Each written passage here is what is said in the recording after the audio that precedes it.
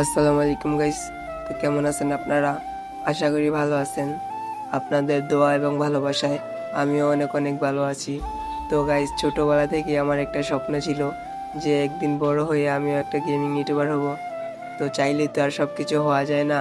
আপনারা যদি আমাকে সাপোর্ট করেন, আমার পাশে থাকেন, তাহলে আমিও একদিন বড় ইউটিউবার হতে পারবো ইনশাআল্লাহ। তো আশা করি আমাকে সাপোর্ট করবেন।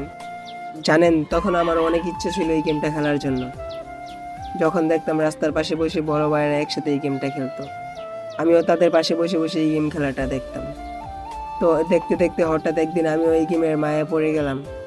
তো এইভাবে বেশ কিছুদিন কেটে যায়।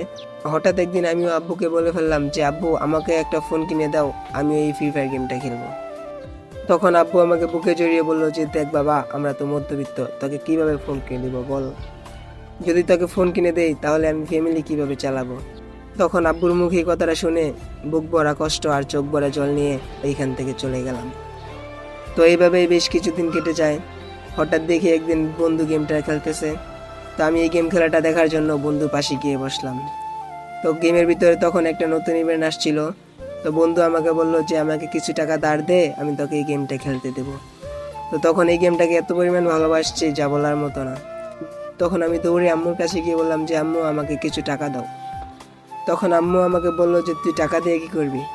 তখন আমি বললাম যে আম্মু, দাও না কিছু টাকা। তখন আম্মু আমাকে 50 টাকা দিছে। এই 50 টাকা নিয়ে আমি তাকে দিলাম। তাকে 50 টাকা দেওয়ার পর সে আমাকে একটা ম্যাচ খেলতে দিছে।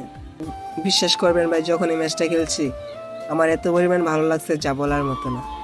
তো গাইস, আজকের ভিডিওটা এই পর্যন্ত। আশা করি সবার কাছে ভালো লাগবো। যদি ভালো লাগে এই ভিডিওতে একটা লাইক, আর চ্যানেলে নতুন হলে সাবস্ক্রাইব করে দিন।